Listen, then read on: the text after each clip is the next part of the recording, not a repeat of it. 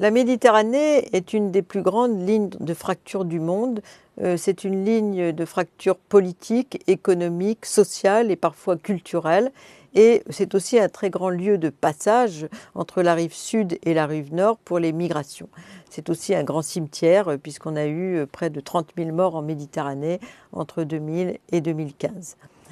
Pourquoi cet espace qui est à la fois un lieu d'échange, mais en même temps un lieu de frontière, puisque la frontière de l'Europe s'arrête en Méditerranée, parce que la Méditerranée est reliée à l'Europe par de nombreux réseaux, si j'ose dire, d'une part historique, la colonisation, la proximité géographique, les nouvelles technologies qui relient la rive sud à la rive nord à travers les chaînes de télévision, les langues qui sont parlées par ces dites chaînes, par Internet, les téléphones portables, etc.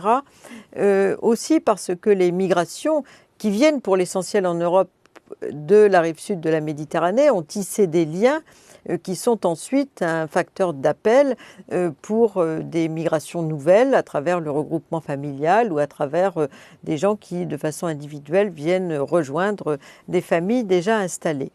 Et puis, cette Méditerranée, elle correspond à des profils assez différents selon les régions dont on parle. D'une part, on a cette fameuse classification de Yves Lacoste qui dit la Méditerranée, c'est la civilisation de l'olivier, mais en fait, il y a 3 Méditerranées, Maghreb-Europe, les Balkans et le Proche-Orient. Et si on reprend cette classification pour les migrations, on s'aperçoit qu'elle correspond exactement à la différenciation des profils migratoires qu'on peut y trouver, puisque Maghreb-Europe, c'est surtout une migration de travail et de regroupement familial. Les Balkans, c'est un désenchevêtrement des nationalités suite à la fois la chute du mur de Berlin, notamment pour la question des Albanais qui ont pu rejoindre parfois des familles ou des installations anciennes qu'ils avaient en Italie et en Grèce, où c'est une nationalité très importante dans ces deux pays, mais aussi à cause du désenchevêtrement de la guerre de l'ex-Yougoslavie.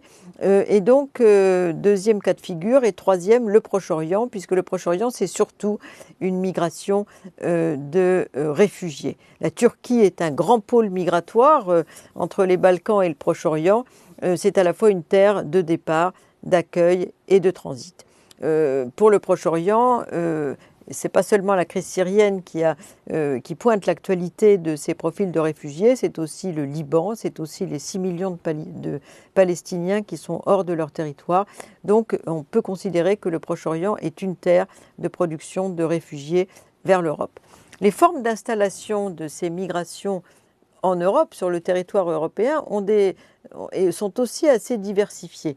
On distingue d'une part le couple migratoire, c'est-à-dire une seule nationalité dans un seul pays. C'est le cas par exemple des Algériens en France. 92% des Algériens en Europe sont en France. C'est le cas aussi des Portugais. L'essentiel des Portugais en Europe sont en France. C'est encore d'ailleurs la première nationalité selon le recensement. Et puis, on a un deuxième type d'installation qui est la quasi-diaspora, c'est-à-dire une nationalité qui est répartie dans plusieurs pays, qui a construit dans sa migration des réseaux transnationaux, parfois encouragés d'ailleurs par les pays de départ. C'est le cas des Turcs, 4,5 millions de Turcs en Europe, pour l'essentiel en Allemagne, mais aussi dans d'autres pays européens comme l'Autriche, le Benelux, etc., la Suisse. Et puis les Marocains, 3,5 millions de Marocains en Europe, en France, mais aussi en Espagne, en Italie et dans d'autres pays européens comme ceux du Benelux. Et là aussi, des réseaux transnationaux importants, culturels, économiques, familiaux et encouragés par le gouvernement marocain. Pour répondre à cette importance de la migration méditerranéenne, qui est l'essentiel de la migration en Europe, Maghreb plus Turquie, l'Europe a essayé, après l'ouverture à l'Est, de trouver un espace de dialogue avec la rive sud de la Méditerranée, qui s'est appelé les accords de Barcelone de 1995 à 2005. Il y avait à la fois l'idée du dialogue des cultures, du commerce comme alternative à la migration et du développement dans ces pays. Et ces accords de Barcelone ont été un demi-succès ou un demi-échec. Un demi-succès parce qu'il y a un certain nombre d'initiatives qui ont été faites sur le terrain, surtout du dialogue des cultures, mais un demi-échec parce qu'à partir du moment où les pays européens étaient arc-boutés sur l'idée qu'il fallait surtout maintenir la fermeture des frontières, on pouvait difficilement dialoguer dans ces conditions.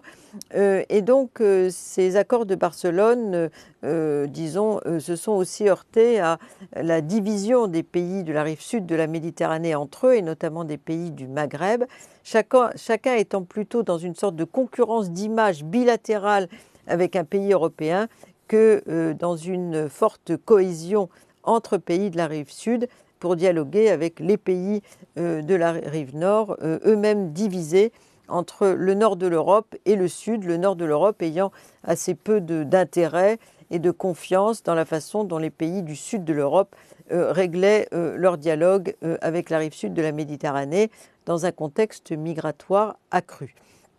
Aux accords de Barcelone a succédé l'Union pour la Méditerranée, qui est née en 2007, mais qui n'a pas beaucoup survécu à sa naissance.